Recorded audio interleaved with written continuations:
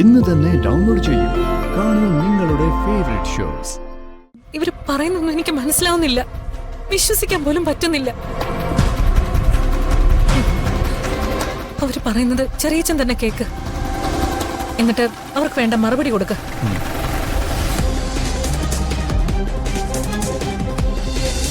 അതിനി എത്ര serious issue ആണെങ്കിലും നിങ്ങളുടെ മനസ്സിൽ തന്നെ ഇരുന്നിട്ട് എന്ത് കാര്യം? ചെറിയച്ചനെ കുറിച്ചാ നിങ്ങൾ പറയാൻ പോകുന്നതെന്ന് എനിക്ക് മനസ്സിലായി. ഇനി അതെന്താണെന്ന് അറിയാതെ എനിക്ക് സമാധാനം കിട്ടില്ല. അതുകൊണ്ട് കാര്യം എന്താന്ന് വെച്ചൊന്ന് പറ. നിങ്ങൾ ഇരിക്കേ. ശരി, ഞാൻ പറയാം. കിരണിനെ കുറിച്ച് പൂർണിമേച്ചിക്ക് അറിയാലോ. കിരണിന്റെ അമ്മ ആരാണെന്ന് എല്ലാവർക്കും അറിയാം.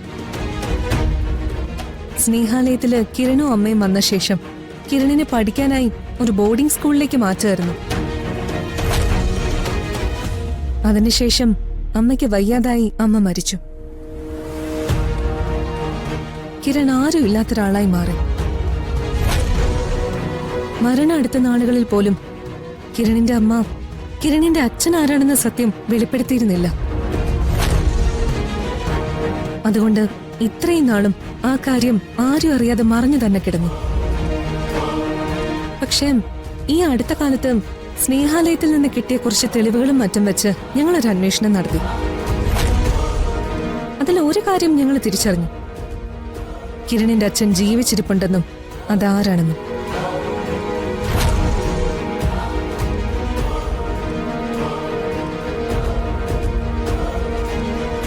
ചേച്ചി കുറച്ചു മുമ്പ് ഒരുപാട് അഭിമാനത്തോട് പറഞ്ഞ, സ്വപ്നത്തിൽ പോലും ആരെയും വേദനിപ്പിക്കാത്ത ചേച്ചിയുടെ ചെറിയച്ഛനായ മഹാദേവൻ അങ്കിളാണ് ഈ ഇരിക്കുന്ന കിരണിന്റെ അച്ഛൻ.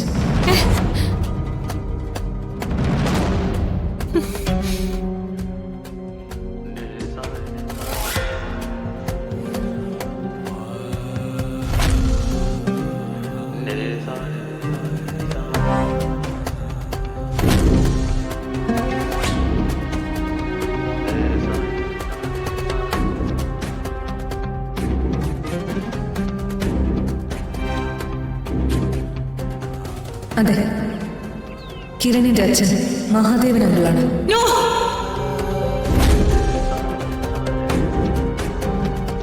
ഞാനിത് വിശ്വസിക്കില്ല.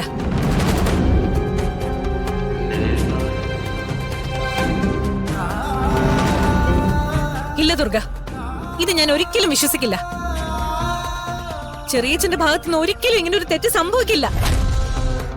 ഇങ്ങനെ ഒരു കാര്യം ഞങ്ങൾ ഇവിടെ വന്ന് വെറുതെ പറയുമെന്ന് ചേച്ചി കരുതുന്നുണ്ടോ?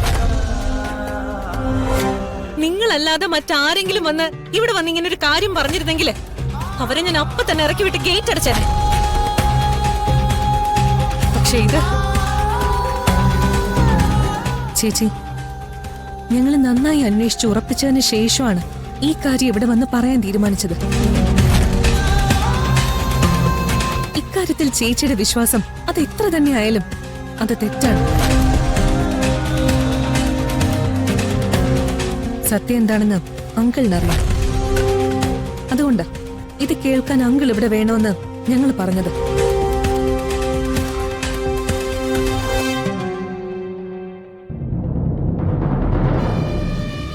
ഞാൻ ചെറിയച്ഛനൊന്ന് വിളിക്കട്ടെ. ഇതൊന്നും സത്യമല്ലെന്ന് ചെറിയച്ഛൻ പറഞ്ഞു തന്നെ എനിക്ക് കേൾക്കണം.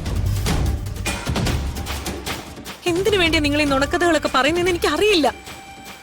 പക്ഷെ ഒന്നുറപ്പാ, ചെറിയച്ഛൻ ഇങ്ങനെ ഒരു തെറ്റ് ചെയ്യില്ല, ഒരിക്കലും ചെയ്യില്ല.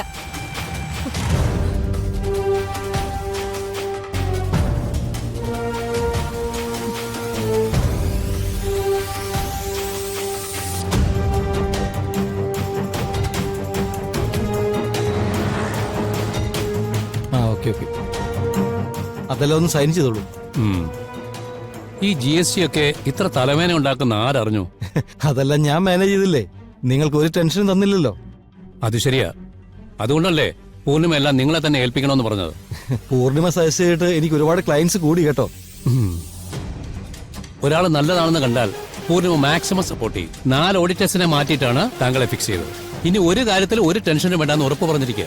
എല്ലാം നോക്കുന്നത് പൂർണിമയാണെങ്കിലും സൈൻ ചെയ്യുന്നതും നോട്ടീസ് കൈപ്പറ്റുന്നതും ഞാനല്ലേ? ആ അതെ. ആ പറഞ്ഞു തീർന്നില്ല. പൂർണിമയെ വിളിക്കുന്നത്. എന്റെ കാര്യത്തിൽ പ്രത്യേക ശ്രദ്ധയാ പൂർണിമയ്ക്ക്. ഓ ആ മോളെ, ചെറിയച്ച എവിടെയാ? ഞാനിപ്പോ നമ്മുടെ ഓഡിറ്ററുടെ അടുത്താ. മോളുടെ കാര്യം ഇപ്പൊ പറഞ്ഞോണ്ടിരിക്കായിരുന്നു. ചെറിയച്ചൻ എത്രയും പെട്ടെന്നൊന്ന് വീട്ടിലോട്ട് വരണം. ഇല്ല മോളെ, ഞാനിപ്പോ സൈൻ ചെയ്ത് തുടങ്ങിയതേ ഉള്ളൂ. കുറെ പേപ്പേഴ്സ് നോക്കാനുണ്ട്. അത് മാത്രമല്ല, തിരിച്ചു വരുന്ന വഴി ചാനലൊന്ന് കയറണം. ഇപ്പൊ അതൊന്നും വേണ്ട.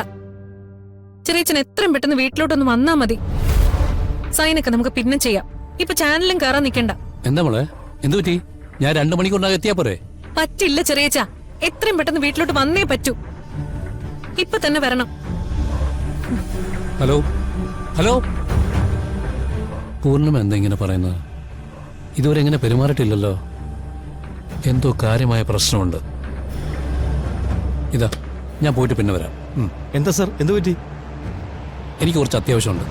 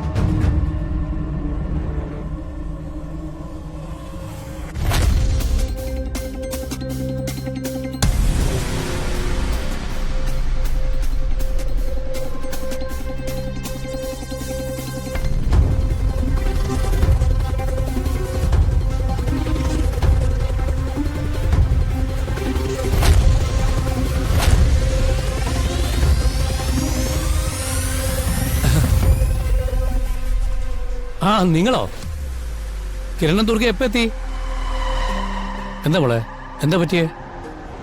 നീ വല്ലാതെ ടെൻഷനായിരുന്ന പോലെ തോന്നിയല്ലോ.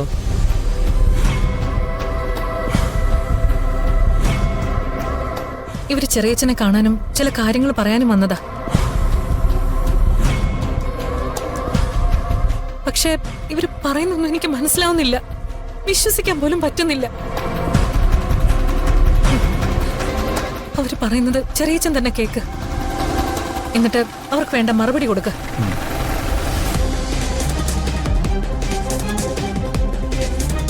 എന്താ കിരൺ, എന്താ ദുർഗെ, നിങ്ങൾ കാര്യം പറയേ. അങ്കിൾ, ഞങ്ങൾക്കൊരു സംശയമുണ്ട്. അത് ഞങ്ങൾ അങ്കിളിനോട് ചോദിച്ച് ക്ലിയർ ചെയ്യാൻ വന്നതാ.